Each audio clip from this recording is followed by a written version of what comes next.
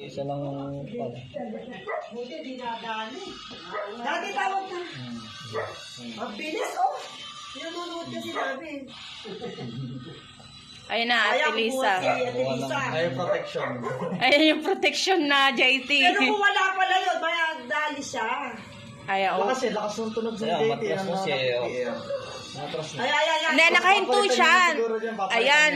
Tapos ay, dire-diretso atras pa rin. Buti nakatayo ka si Ate Lisa. Oh, yun nga, kasi kampante pa kami na hindi si, ano yan eh, hindi ko alam na hindi si Kuya Driver yan. Ayan na, oh, Ay, buti nakatayo segundo lang talaga.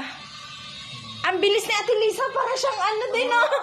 Ginay ni Lord yung. Ginaid nga ni Lord yung, ano niya. Lord yung.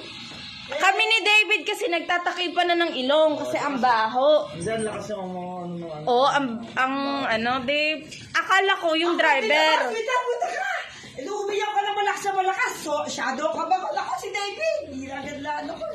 May lumusong ba ako? Ito!